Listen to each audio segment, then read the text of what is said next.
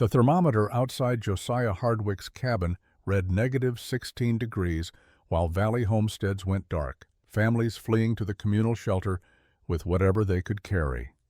Inside his sandstone alcove, the needle held steady at 109 degrees, and he hadn't added wood to the fire in 6 hours.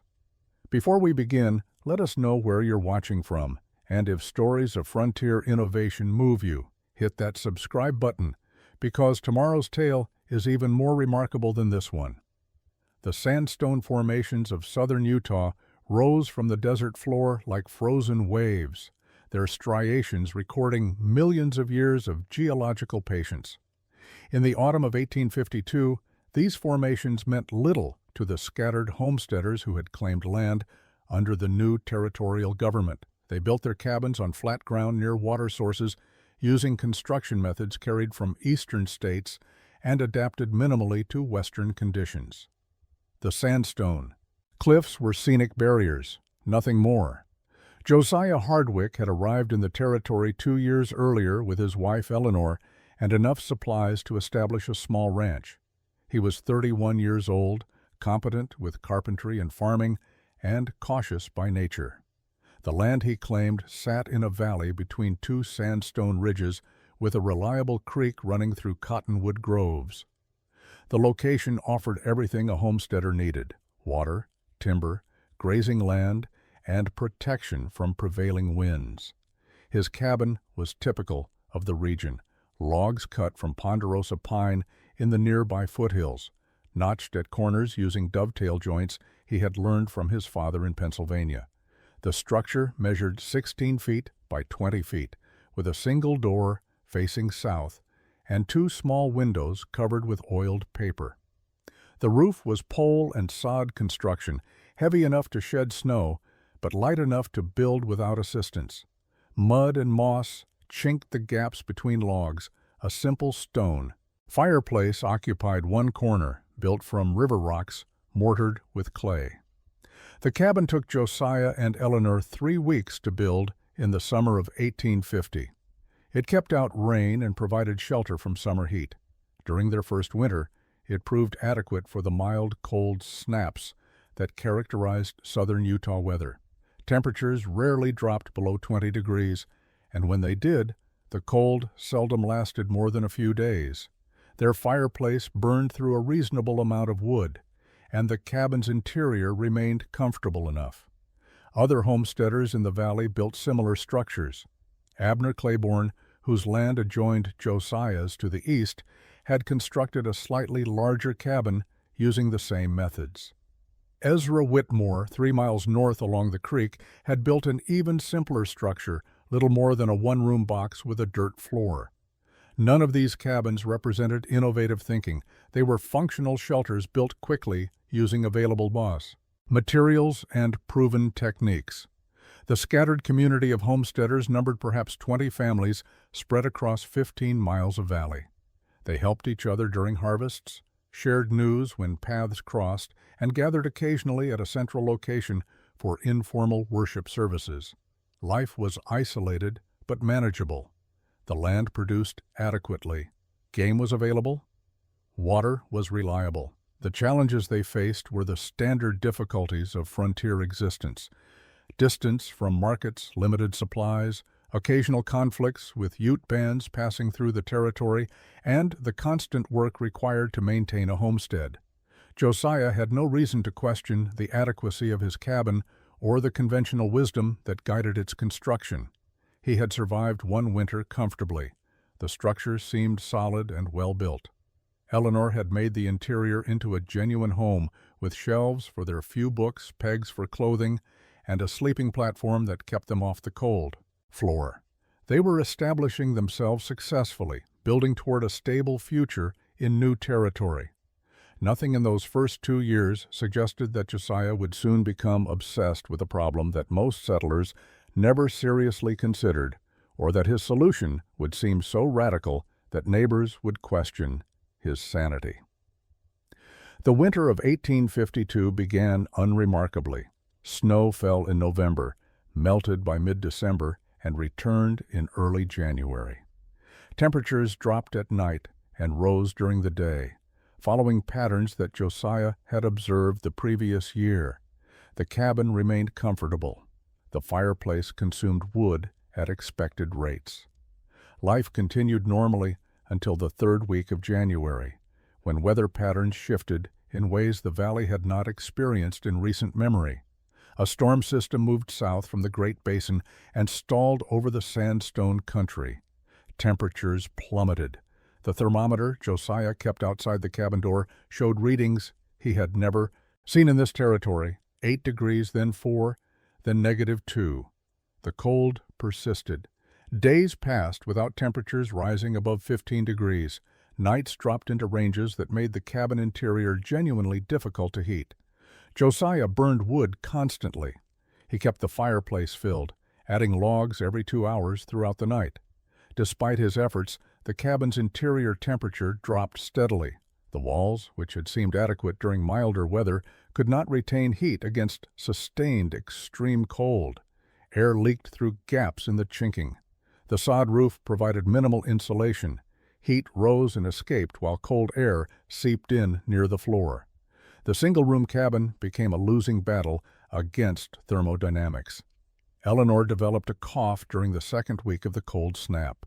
Initially, it seemed minor, a common winter ailment that would pass. But the persistent cold prevented recovery. She could not get warm enough for her body to fight the infection effectively.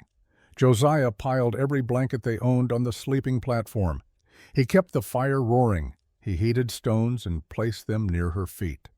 Nothing stopped the progression of her illness. The cough worsened into pneumonia. Her breathing became labored. Fever alternated with chills. Josiah considered attempting the 20-mile journey to the nearest settlement with a doctor, but the sustained cold made travel suicidal. The snow was deep. The temperatures were lethal. He had no choice but to try nursing her through the crisis in the cabin that could not maintain adequate warmth. Eleanor died on January 26, 1853, 19 days after the cold snap began. She was 28 years old. The pneumonia killed her, but Josiah understood that the underlying cause was simpler. The cabin could not protect her from cold that lasted too long. If the structure had maintained higher internal temperature, her body might have fought off the infection. If the walls had held heat better, the fever might have broken. If the roof had insulated properly, she might have survived. He buried her when the ground thawed in March on a hillside overlooking the valley. He marked the grave with sandstone slabs he carried from the cliffs. He spent the night after the burial sitting in the cabin that had failed her, staring at walls that suddenly seemed criminally inadequate. Other homesteaders visited, offered condolences, and returned to their own cabins. They accepted Eleanor's death as tragic but inevitable, the cost of frontier life. Josiah could not accept it. Spring arrived slowly in 1853. Snow melted gradually from the valley floor. The creek swelled with runoff. Cottonwoods budded and leafed. Life resumed its patterns.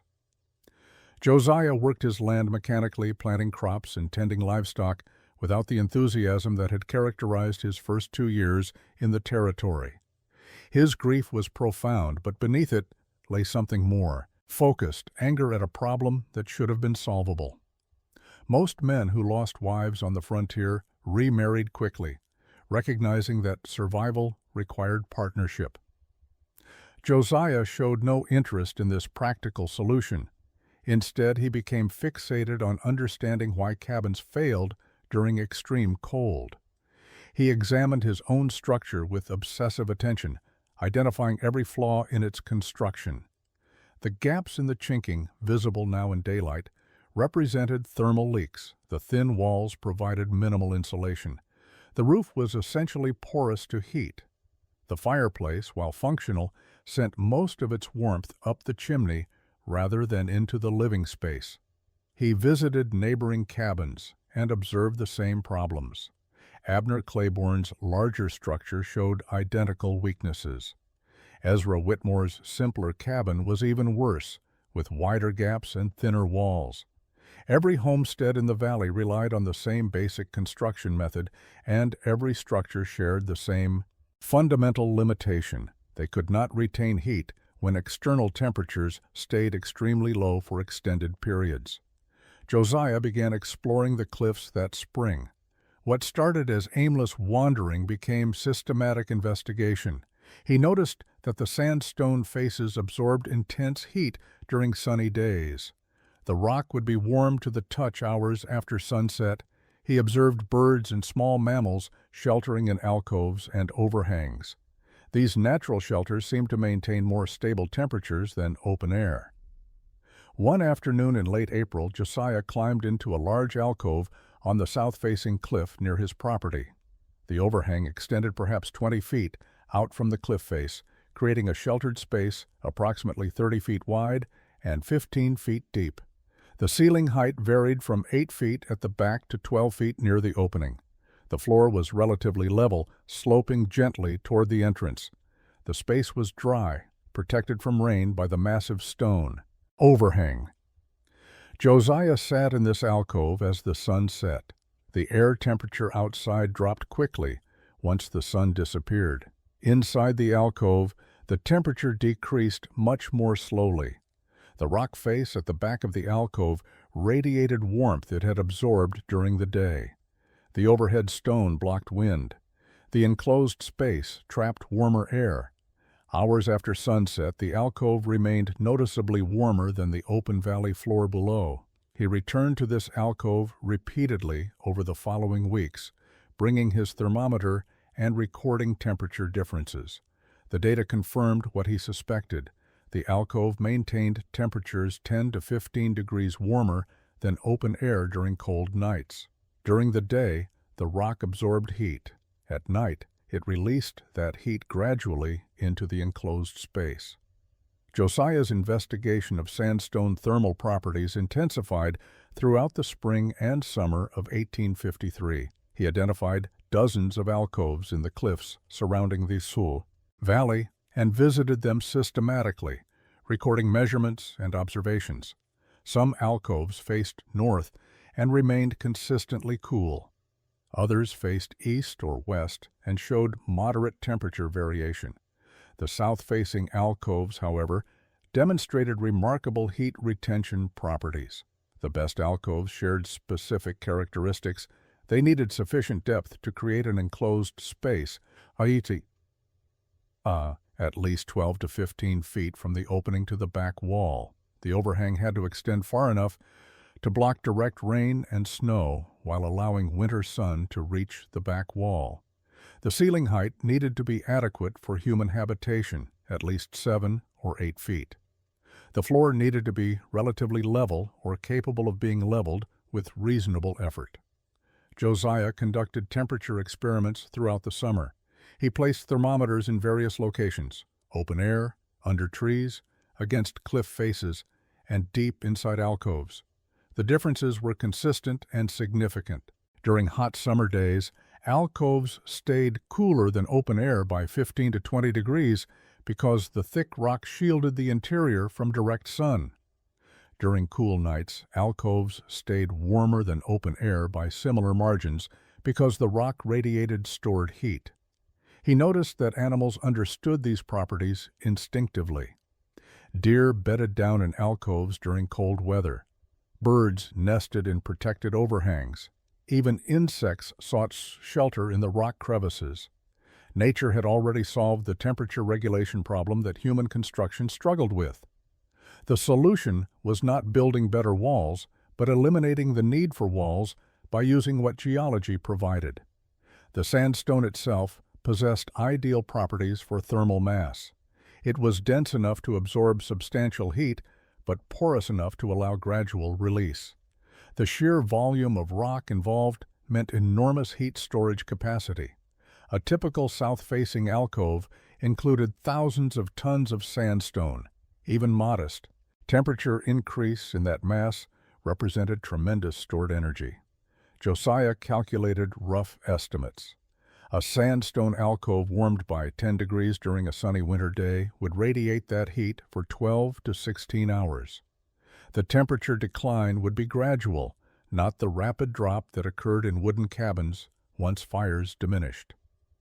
If a structure built inside such an alcove could trap that radiated heat effectively, it would require far less firewood to maintain comfortable temperatures. By late summer, Josiah had identified 3 alcoves near his property that met all his criteria. The best was located approximately 1 mile from his current cabin on a south-facing cliff at an elevation about 200 feet above the valley floor. The alcove was 18 feet deep, 25 feet wide, and had ceiling height averaging 9 feet. The floor sloped gently toward the opening at an angle that would require minimal leveling. The overhang extended 22 feet from the back wall, providing excellent protection. Standing in this alcove in September 1853, Josiah made his decision. He would build his new cabin here, integrated into the rock shelter, rather than freestanding on flat ground. In early October 1853, Josiah announced his intention to build a new cabin inside a sandstone alcove. He mentioned this plan casually to Abner Claiborne while helping repair a fence line between their properties.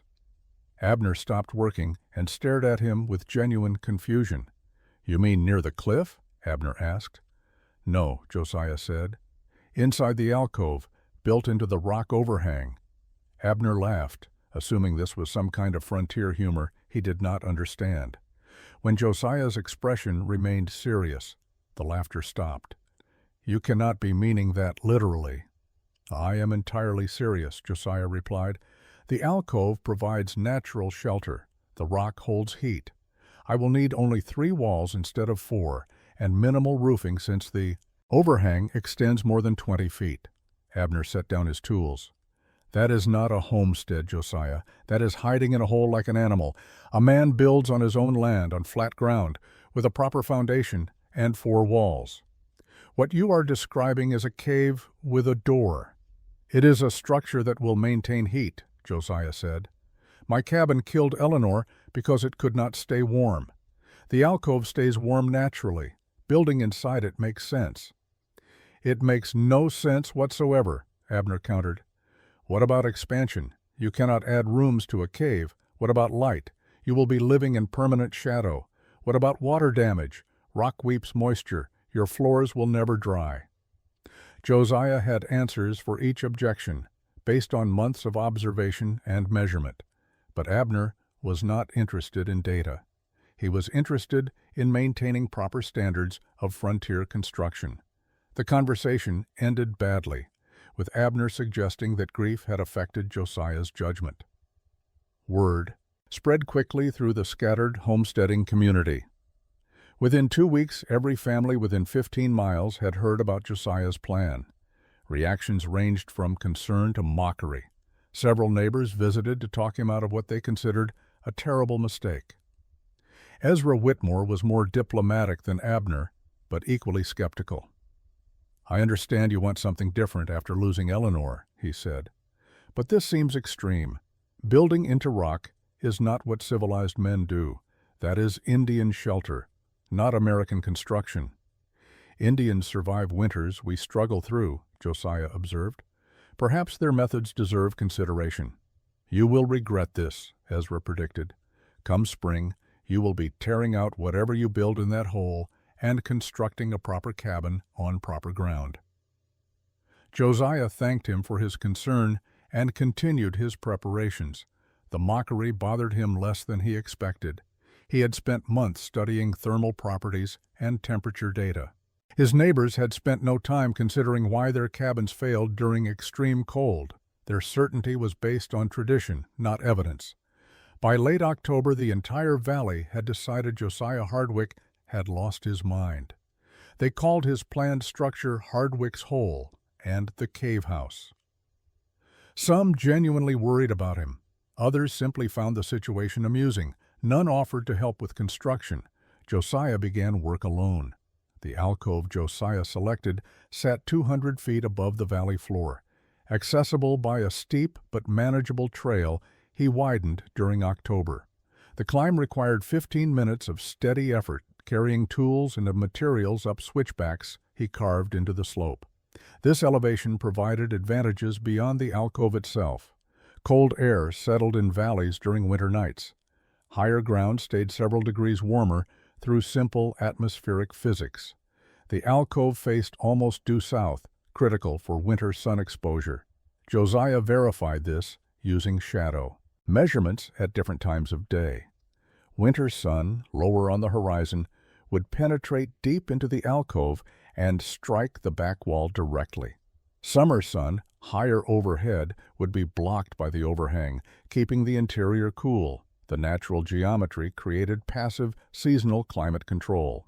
He spent a week studying water flow patterns during rainstorms. The overhang shed water perfectly. Rain fell from the lip of the overhang and landed 6 to 8 feet from the alcove entrance, running downhill away from the structure. No water entered the sheltered space even during heavy storms. The rock surfaces inside remained dry. His concerns about moisture proved unfounded. The floor required attention. Natural sandstone formed the base, sloping gently at approximately 5 degrees toward the opening. This slope was ideal for drainage, but needed leveling for comfortable habitation. Josiah began hauling flat stones from a talus field below the cliff. He selected pieces carefully, choosing rocks that fit together with minimal gaps. The work was backbreaking. Each stone had to be carried up the trail, positioned, tested for stability, and adjusted.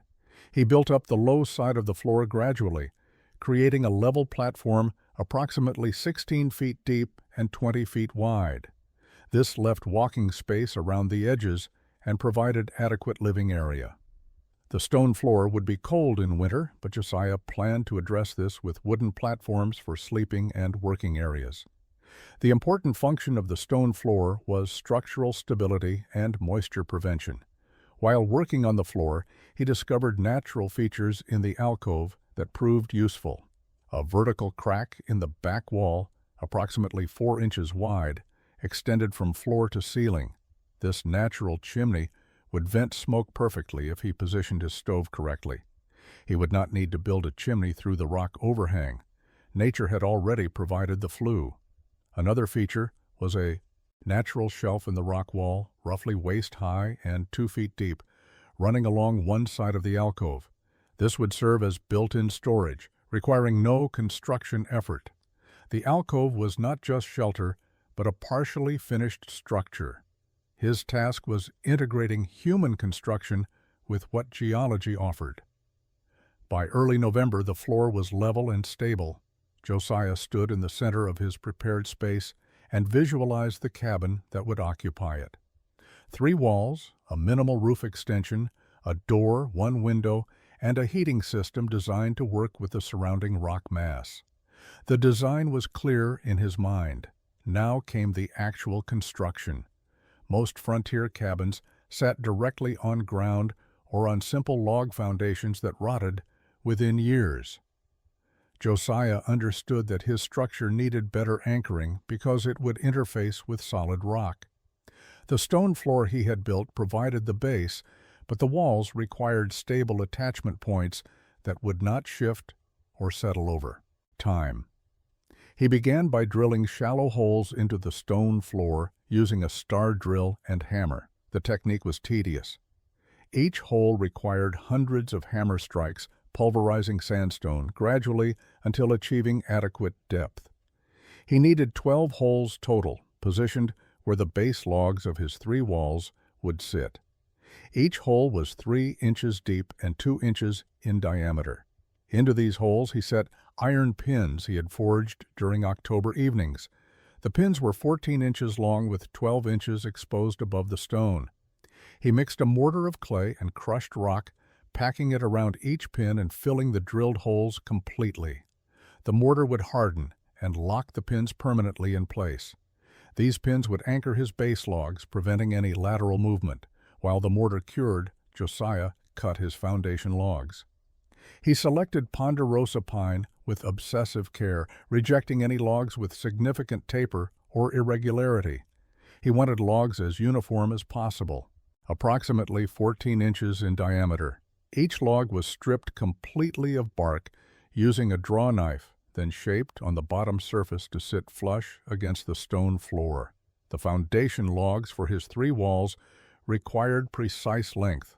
The front wall would be 20 feet long. The 2 side walls would each be 16 feet, extending from the front wall back to the natural rock face. He cut these logs and let them season for 2 weeks, allowing them to dry and stabilize before installation. When the mortar around the iron pins had fully cured, Josiah began setting the foundation logs. He drilled holes through each log at positions matching the iron pins, then slid the logs onto the pins. The fit was tight. The logs sat firmly on the stone floor, held in place by the pins passing through them. He added wooden wedges around each pin above the logs, driving them tight to eliminate any movement. The result was a foundation unlike anything used in standard cabin construction. These base logs could not shift, settle, or move in any direction. They were effectively part of the stone floor itself.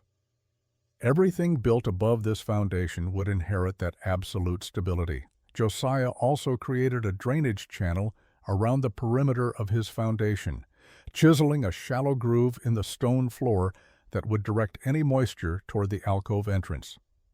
Water could not pool against his walls.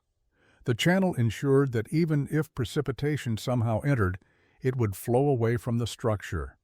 The foundation work consumed 3 weeks. Other homesteaders would have considered this time wasted on unnecessary perfectionism. But Josiah was building something that needed to last decades and maintain its integrity through countless freeze-thaw cycles. The extra effort at the foundation stage would prevent problems for years to come. The psychological shift required to build only 3 walls was more difficult than Josiah anticipated. Every cabin he had ever seen or constructed had 4 walls. The concept was so fundamental that deviating from it felt wrong despite logical understanding that the back wall was unnecessary. The sandstone cliff face would serve that function perfectly. He began with the side walls, extending from the front corners back to the rock face. These walls were critical because they would seal the sides of the alcove and connect human construction to natural stone. The junction between worked logs and irregular rock surface required careful attention. Josiah fitted each log individually. Standard cabin construction used uniform notching at corners, but his side walls had one conventional corner at the front and one unique junction at the back where logs met stone. He shaped the end of each log to match the contours of the rock face, using his draw knife to create custom fits. Some logs required deep concave cuts to wrap around protruding rock. Others needed minimal shaping where the stone was relatively flat. Between the logs and the rock, he packed his chinking mixture, clay, horsehair, and pine resin. This mixture sealed gaps and bonded the wood to stone. The horsehair prevented cracking as the clay dried. The resin provided waterproofing and adhesive properties. He applied it warm while it was still pliable, pressing it deep into every irregular space. The side walls rose slowly. Each log required hours of shaping and fitting before it could be permanently set. Josiah pinned the logs together using wooden pegs driven through overlapping sections, creating rigid structures that could not separate. The walls reached 7 feet in height after 5 weeks of work. The front wall was more straightforward but equally important. This was the only wall fully exposed to exterior weather. It needed to be solid, well sealed, and capable of supporting the door and window without any weakness. Josiah used his longest, straightest logs for this wall, fitting them with minimal gaps. He notched the front wall corners using a modified dovetail joint that interlocked with the side walls. The joints were tight enough that light could not pass through. Every connection point was pegged with hardwood pins. The wall incorporated spaces for the door and window with heavy header logs spanning these openings and supporting the weight of logs above. The contrast between his 3-wall structure and conventional 4-wall cabins became obvious as the walls reached full height. His cabin had open air at the back, revealing the natural stone face. Visitors who climbed the trail to observe his progress found the sight disturbing. A cabin was supposed to be a complete box. This structure looked unfinished, almost deliberately incomplete. Abner Claiborne visited in December and shook his head. "You have built 3/4 of a cabin," he observed. "Are you planning to finish it?" "It is finished," Josiah replied. "The rock is the fourth wall." Abner touched the stone face, still skeptical. "Rock is not a wall. Rock is just rock." Standard frontier fireplaces were simple affairs built for cooking and basic warmth. Josiah's heating system needed to accomplish something more sophisticated, transferring heat into the massive sandstone wall so the rock itself became a radiator. He designed a system that treated the stone face as an integral component rather than just a backdrop. He built a stone pillar against the back wall, approximately 3 feet square and rising 6 feet from the floor. The pillar used flat sandstone pieces carefully selected and mortared with his clay mixture. The structure stood independent of the cabin walls, but pressed firmly against the natural rock face behind it. The pillar's purpose was creating thermal contact between his fire and the cliff. Inside the pillar, he built a firebox using fire bricks he had purchased during a supply trip to the territorial capital. The expense was significant, but regular stones would crack under repeated heating cycles. Fire bricks could withstand extreme temperatures indefinitely.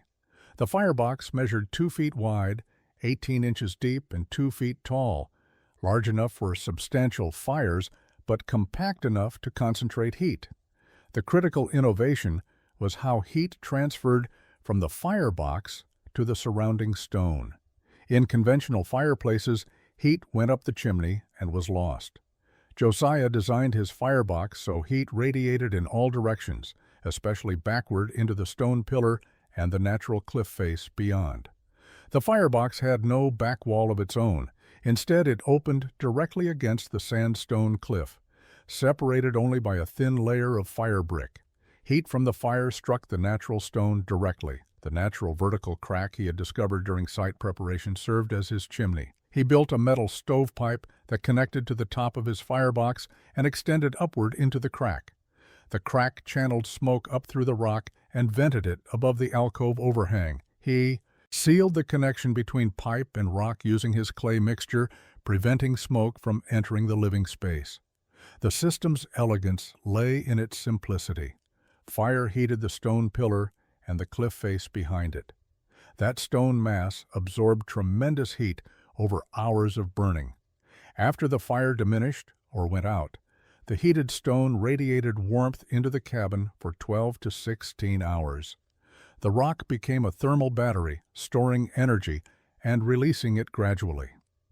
Josiah tested the system in early January 1854. He built a fire and maintained it for 6 hours, then let it die completely. He monitored temperature inside the cabin using his thermometer. The interior stayed above 70 degrees for 14 hours after the fire went out, warmed entirely by heat radiating from the stone mass. Outside temperature was 28 degrees during this test. The stone pillar's exterior surface stayed warm to the touch for nearly a full day. The natural cliff behind. The pillar retained heat even longer because of its enormous mass. Josiah had created a heating system that required fire only periodically rather than continuously. The rock did most of the work. The front wall represented Josiah's only barrier against exterior weather. Every other surface was either protected by stone overhang or sealed by the cliff face itself. This single wall needed perfection in its 2 penetrations, the door and window. Any weakness would compromise the entire structure's thermal performance. He began with the door, understanding that frontier doors were typically the most vulnerable component of any cabin. Bears could break through standard doors in minutes. Cold air leaked around poorly fitted frames constantly. Josiah needed a door that sealed absolutely and could withstand any force applied against it. The door itself was built from planks hewn from a single large pine. He selected the densest wood available, cutting planks 3 inches thick. Each plank was shaped to precise dimensions then fitted using tongue and groove joints along their edges. When assembled, the planks interlocked into a single solid unit. No light could pass between them. He reinforced the interior face with iron straps arranged in a diagonal cross pattern. These straps were bolted through the door, with the bolts clinched over on the exterior side. The door weighed nearly 100 pounds, but was rigid enough to support its weight without warping. He hung it on massive hand-forged hinges mortised into both the door and the door frame logs. The critical element was the seal. Josiah built a rabbeted frame around the door opening, creating a stepped edge that the door closed against. He lined this edge with leather strips, creating compression gaskets. When the door closed, the leather compressed and sealed every gap. He tested the seal by closing the door and having someone outside attempt to see light from an interior lamp. No light escaped anywhere around the frame. The locking mechanism used a heavy wooden beam that slid horizontally through iron brackets on the door and into a mortise cut deep into the adjacent wall log. When engaged, the beam made door and wall a single unit. Opening the door from outside with the beam engaged would require destroying the entire wall section. The window presented different challenges. Josiah needed light and ventilation, but could not sacrifice thermal integrity. His solution was a small window, only 12 inches square, placed high on the front wall, where it would admit maximum light while minimizing heat loss. He built a shutter from thick planks reinforced with iron brackets hinged on the interior. The shutter could seal the window completely when needed. Behind the shutter, he installed oiled canvas stretched across the opening and sealed with his clay mixture. The canvas was translucent, allowing diffused light even when the shutter was open. It was also far tougher than the oiled paper most cabins used. The window's small size and high placement meant minimal heat loss compared to conventional cabin windows. When shuttered, it lost essentially no heat. When open, the canvas provided light while still offering substantial insulation. The design represented calculated compromise between habitability and thermal performance. Conventional cabin roofs required substantial timber, extensive labor, and constant maintenance. They represented one of the most challenging aspects of frontier construction. Josiah's roof was almost an afterthought because the sandstone overhang did most of the work. He needed only a small extension to protect the front wall and create a gentle slope for water drainage. The alcove overhang extended 22 feet from the back wall. His cabin's front wall was 16 feet from the back wall. This meant the stone overhang projected 6 feet beyond his structure. He needed only minimal roofing between the top of his front wall and where it met the stone ceiling above. He built a simple angled roof that extended 3 feet out from the front wall and sloped upward to meet the stone overhang. This created a covered area directly in front of his door where he could store firewood and work protected from precipitation. The roof angle was steep enough to shed snow and rain efficiently. The roof structure used poles spanning from the top log of the front wall to points where they rested against the stone ceiling. He sealed these junction points with his clay mixture, creating waterproof connections between wood and rock. The poles were spaced 18 inches apart, much closer than typical cabin construction because he wanted no sagging or weakness. Over the poles, he laid split planks hewn flat on one side.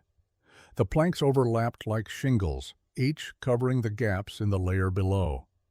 He pegged each plank to the poles using wooden pins, creating a solid surface that could support substantial weight.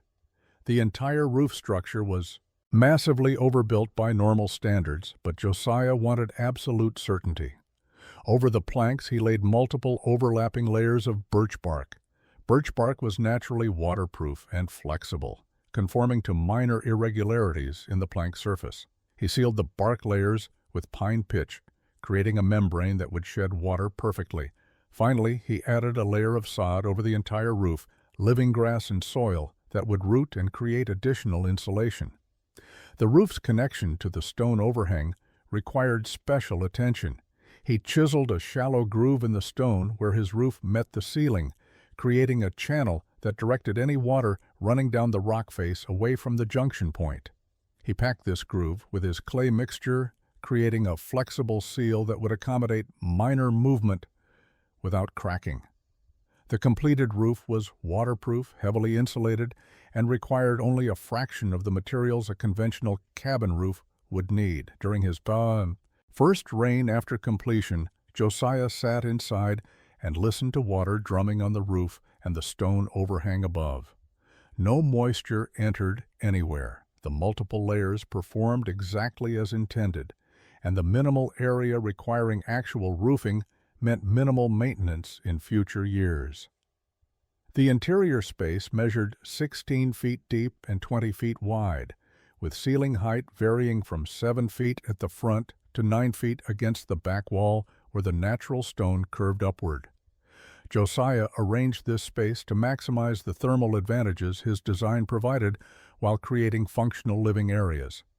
He built a sleeping platform against the back wall, directly against the sandstone face. This placement was strategic. The rock absorbed heat during the day and radiated it at night. Sleeping against this thermal mass meant waking warm even if the fire had died hours earlier. The platform was raised 2 feet off the floor, providing storage space beneath and keeping the sleeping surface away from cold air that settled at ground level. The platform frame used sturdy pine logs, notched to fit together without nails. He laced rope across the frame in a tight grid pattern, creating a flexible but supportive sleeping surface. Over this, he planned to place a mattress stuffed with grass and covered with blankets. The entire arrangement positioned the sleeper in direct contact with the warmth radiating from tons of heated sandstone. Along one side wall, he built a work table using a thick plank supported by brackets mortised into the logs. The table was waist-high and 3 feet deep, providing adequate space for food preparation and other tasks. Below the table, he constructed storage boxes with fitted lids, creating organized spaces for supplies that needed protection from moisture and pests. The natural shelf in the rock wall became storage for items used frequently. Its location, roughly chest-high, made access convenient. The shelf's depth, approximately 2 feet, could accommodate containers, tools, and cooking implements. Josiah appreciated that this feature required zero construction effort while providing substantial utility. He built additional shelving high on the front wall, mounted on iron brackets, and braced diagonally. These shelves stored items needed less frequently: extra clothing, preserved foods, ammunition, and tools. Elevating storage maximized floor space and kept valuable items away from potential water damage if moisture ever entered, despite his precautions. The floor received a wooden surface in high traffic areas. He laid thick planks over the stone floor near the door, around the work table, and beside the sleeping platform. These planks were not fixed permanently, but simply laid in place, allowing air circulation beneath and preventing the stone floor from drawing heat from feet during cold weather. The planks could be removed for cleaning or moved if arrangements changed. Near his heating system, he built a small preparation area using flat stones set into the floor. This heat-resistant surface allowed him to set hot pots or tools directly down without damaging wood. The stones also absorbed heat from the nearby firebox and contributed to the overall thermal mass, warming the space. Lighting came from the single window during the day and from candles or oil lamps at night. The white sandstone walls reflected light effectively, making the interior brighter than expected for a space built into rock. The stone's natural color created a warm, pleasant atmosphere rather than the dark cave feeling skeptics had predicted.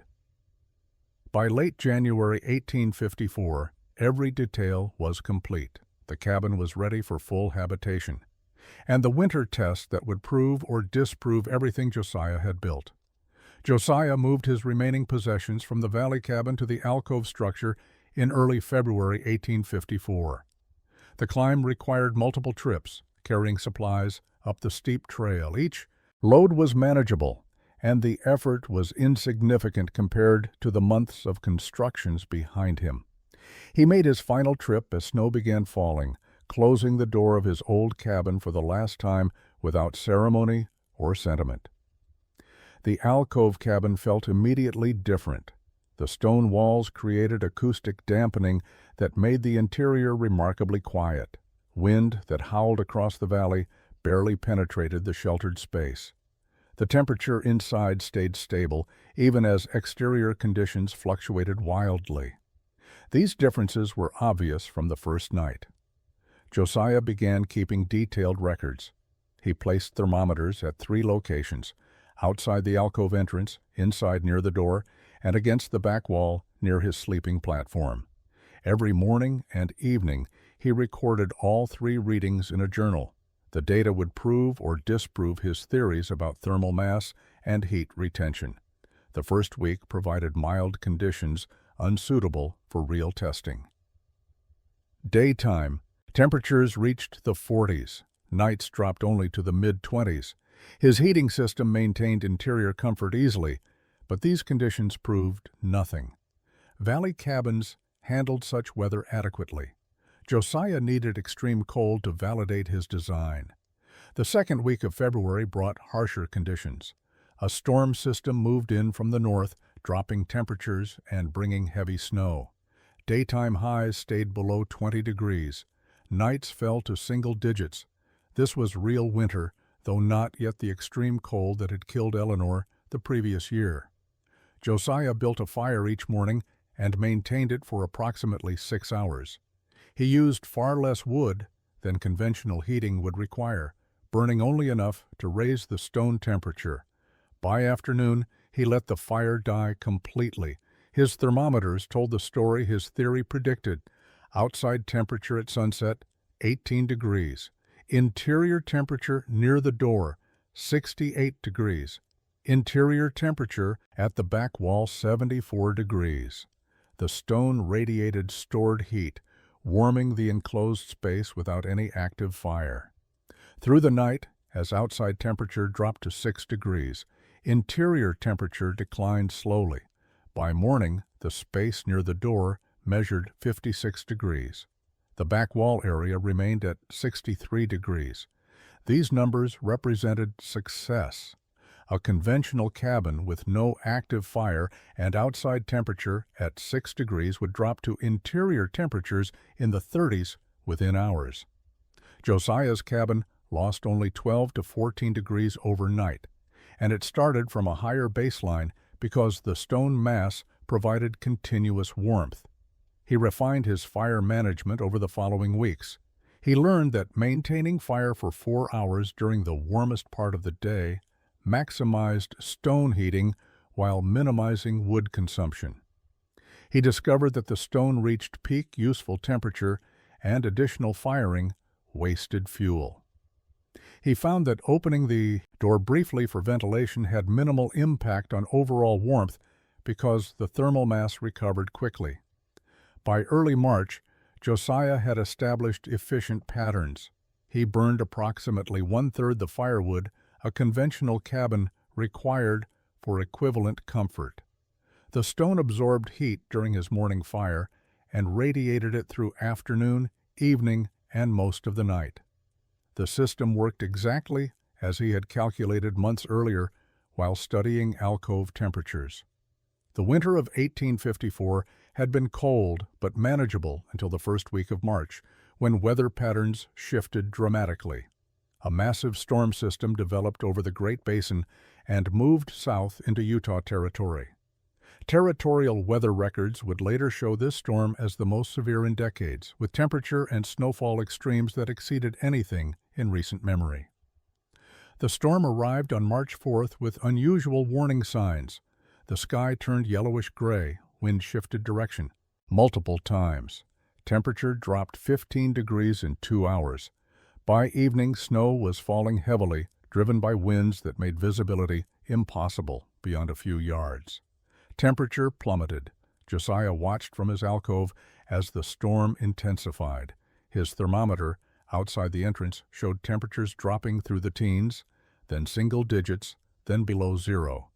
By midnight, the reading was -8 degrees. Snow accumulated rapidly, blown into drifts by the relentless wind. The valley below disappeared completely in white darkness. Inside his cabin, conditions remained surprisingly stable. He had built his evening fire as usual, letting it die around sunset. The interior temperature held at 72 degrees near the back wall and 66 degrees near the door. The storm raged outside, but the massive stone overhang blocked wind completely. The alcove created a sheltered microclimate that the blizzard could not penetrate. The storm continued for 3 days without pause. Temperature stayed below zero the entire time, reaching -16 degrees on the second night. Snow depths in exposed areas exceeded 4 feet. Wind created drifts twice that height. Travel was impossible. Anyone caught outside would die within minutes. Josiah maintained his normal fire schedule, unconcerned. Each morning he built a fire and let it burn for 4 hours. The stone absorbed heat. For the rest of each 24-hour period, the rock radiated that stored warmth. His interior temperature never dropped below 58 degrees, even during the coldest exterior conditions. He was comfortable in a single layer of clothing. He slept soundly without excessive blankets. In the valley below, homesteaders fought for survival. Conventional cabins could not maintain adequate heat against the sustained extreme cold. Families burned furniture when firewood ran out. Interior temperatures in even well-built cabins dropped into the 30s despite constant fires. Children and elderly people faced genuine danger from hypothermia. On the 3rd day of the storm, Abner Claiborne made a desperate decision. His cabin had become uninhabitable. Despite burning everything combustible, he could not keep interior temperature above 40 degrees. His wife was showing signs of dangerous cold exposure. He bundled his family in every piece of clothing they owned and led them through the blizzard toward the communal shelter 3 miles away. They nearly died making that journey. The shelter was overcrowded, cold, and running low on fuel. Multiple families had abandoned their cabins and sought refuge together. The communal building was larger than individual cabins, but faced the same fundamental problem. Wooden construction could not retain heat against extreme sustained cold. People survived by crowding together and sharing body heat as much as by the inadequate fires they maintained. Ezra Whitmore and his family joined the exodus to the shelter on the 4th day. His cabin had become a frozen box. Water inside froze solid. Breath created ice on interior walls. Staying meant certain death. The trail to the shelter was barely passable, marked only by rope guidelines other refugees had strung between trees. The storm finally broke on March 8th, after 5 days of unprecedented cold. Morning sun revealed a landscape transformed by snow and ice. Drifts buried fences and smaller structures. Trees had split from cold and ice weight. The valley looked like Arctic wilderness rather than settled territory. Temperature remained brutally cold even after the storm passed, hovering near zero during the day and dropping to -10 at night. Josiah descended to the valley on March 9th to check on his neighbors and assess storm damage. What he found shocked him, despite knowing conventional cabins would struggle. Multiple structures showed severe cold damage. Water barrels had burst from freezing. Interior walls were coated with ice from condensed breath. Food supplies had frozen solid and, in many cases, been ruined by the freeze-thaw cycles. The communal shelter held nearly 40 people when Josiah arrived. The building was designed for occasional gatherings, not sustained habitation by multiple families. Conditions inside were miserable, despite being marginally warmer than abandoned cabins. People were exhausted from days of inadequate sleep in overcrowded conditions. Several children showed early frostbite. 2 elderly residents were seriously ill from cold exposure. Abner Claiborne looked defeated when Josiah entered. "Your timing is good," Abner said without humor. "We were discussing which cabins might still be habitable and wondering if yours survived." "My cabin is fine," Josiah replied. Warmer inside than this building, actually, and I have been alone using normal amounts of firewood." The statement created immediate skepticism. "Impossible," someone said. "No cabin stayed warm through that storm without burning. Everything available." Josiah invited them to verify his claim. A group of 8 men, including Abner and Ezra, made the difficult journey to Josiah's alcove that afternoon. The trail was steep and snow-covered, requiring careful climbing. When they reached the alcove entrance, Josiah's thermometer showed exterior temperature at 4 degrees. He opened the door. Warm air flowed out, carrying scent of wood smoke and human habitation. The men filed inside cautiously, as if entering something impossible. Josiah's interior thermometer, hanging near the back wall, showed 75 degrees. Near the door, a second thermometer read 68 degrees.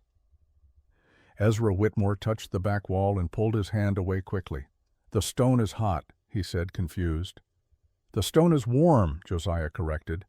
"It has been absorbing heat from my fires and radiating it continuously. I built a fire this morning for 4 hours. It has been out for 6 hours. The rock continues warming the space." The men examined every aspect of the cabin while Josiah explained his design. The stone overhang, the minimal roof, the 3 walls instead of 4, the heating system built against the cliff face, the thermal mass principle. Everything he had tried to explain months earlier when announcing his plan now made sense when experienced directly. Abner did rough calculations. "Your cabin is 71 degrees warmer than outside right now. My cabin, when I abandoned it, was maybe 38 degrees inside, when outside was -16. Your interior temperature exceeds my cabin temperature even during the storm." The catastrophic blizzard of March 1854 created immediate converts to Josiah's construction method. Ezra Whitmore was the first. His valley cabin had suffered severe damage during the storm. Ice formation on interior walls had split several logs. His roof had partially collapsed under snow weight. The structure was salvageable, but would require extensive repairs to become habitable again. Ezra visited Josiah 3 days after the storm and asked direct questions about alcove construction. "How did you select the site? What tools were essential? How long did construction take? Could the technique work for a family larger than 1 person?" Josiah answered everything honestly, sharing details he had learned through months of trial and error. "I have located an alcove 2 miles north of here," Ezra said, "facing south, adequate depth, good overhang. I want to build using your method before next winter." "You will face the same mockery I did," Josiah warned. "I faced death in that storm," Ezra replied. "Mockery seems preferable." Ezra began construction in April 1854. He followed Josiah's approach closely. Stone floor foundation, 3 walls fitted to rock, minimal roofing, heating system integrated with the cliff face. Josiah visited periodically to offer advice but did not assist directly. Each builder needed to understand the principles personally to execute them properly. Other homesteaders watched Ezra's progress with mixed reactions. Some remained skeptical, calling it an overreaction to one unusual storm. Others remembered the terror of fighting impossible cold in inadequate shelter and reconsidered their certainty about proper construction methods. By summer, 2 additional families had identified alcoves and begun similar projects. The technique spread organically through practical demonstration rather than advocacy. Families who built alcove cabins survived the following winter comfortably with minimal fuel consumption. Families in conventional cabins struggled again, though no storm matched the March catastrophe. The difference in thermal performance was undeniable.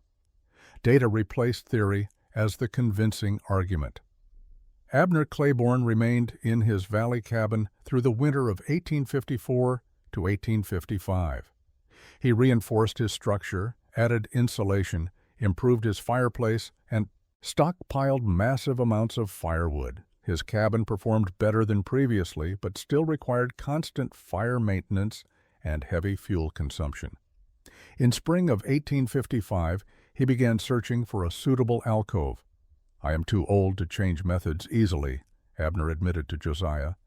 "But I am not too old to recognize when I am wrong. Your cave house is superior to my cabin. That is simply factual."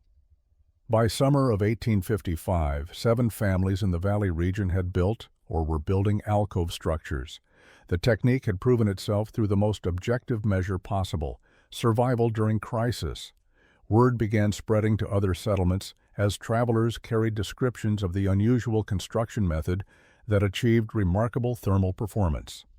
Tobias Merrill arrived in the valley in September 1855 as part of a territorial survey team documenting settlement patterns and infrastructure development.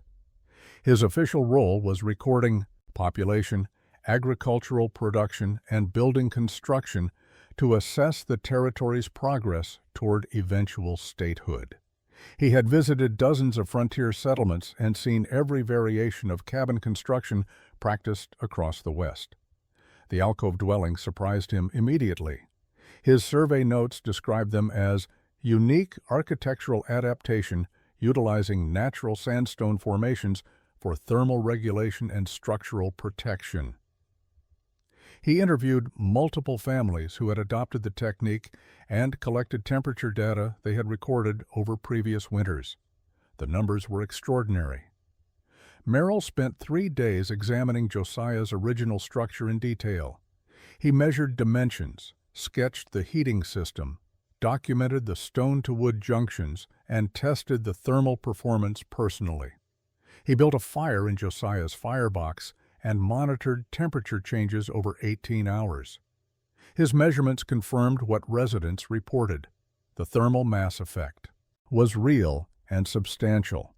His official survey report included a detailed section on alcove construction techniques. He described the method as scientifically sound application of thermal mass principles rarely seen in frontier architecture. He noted the dramatic reduction in fuel consumption compared to conventional cabins.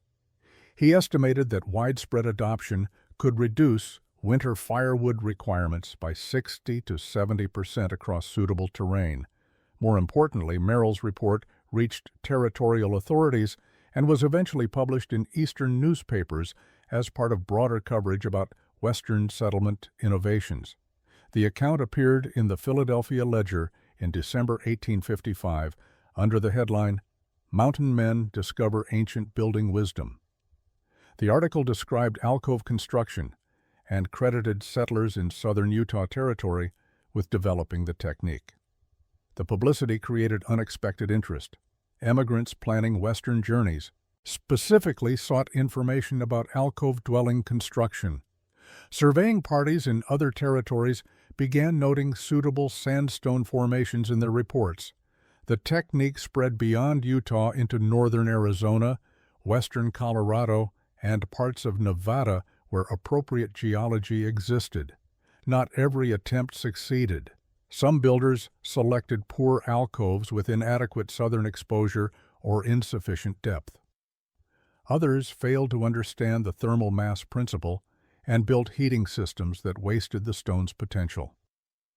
A few tried adapting the method to inappropriate rock types that lacked sandstone's ideal properties. Successful implementation required understanding principles, not just copying appearance. But among builders who grasped the underlying science and selected sites carefully, the success rate was high.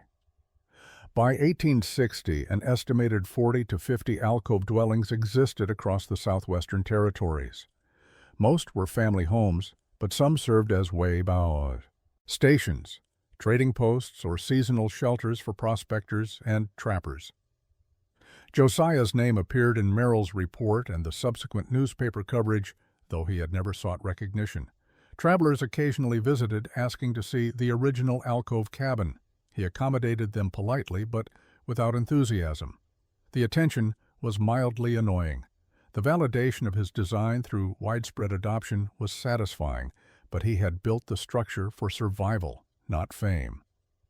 Josiah Hardwick lived in his alcove cabin for 19 years. He never remarried after Eleanor's death, maintaining a solitary existence focused on his small ranch and the land he had claimed. He expanded his structure slightly over the years, adding a small workshop area and additional storage, but the core dwelling remained unchanged. The heating system functioned perfectly season after season. The stone walls required no maintenance. The minimal roof needed only occasional repairs after severe storms. He died in February 1873 at age 52 from pneumonia contracted during a winter journey to the territorial capital. Neighbors found him 3 days after his death, lying peacefully in the sleeping platform against the warm stone wall. Even with no fire burning for days, the cabin interior was warmer than the exterior winter air, the thermal mass still radiating stored heat. Josiah left no will and had no living relatives. His property passed through territorial administration to a homesteading family who arrived from Missouri that spring. They occupied his alcove cabin gratefully, recognizing immediately the superior construction. The structure served 3 generations of that family, remaining inhabited until 1896 when the youngest generation moved to Salt Lake City seeking employment in the growing urban economy. The cabin stood empty for years afterward, but did not deteriorate the way abandoned wooden structures typically did. The stone protected it. The minimal roof required no maintenance. Occasional travelers used it as shelter, finding it still weatherproof and remarkably intact decades after construction. By the early 1900s, it had become a minor curiosity, occasionally mentioned in local histories as an example of innovative frontier architecture. Other alcove dwellings built during the 1850s and 60s had varied fates. Some remained occupied continuously into the 20th century. Others were abandoned as settlements shifted and populations moved toward railroad towns and growing cities.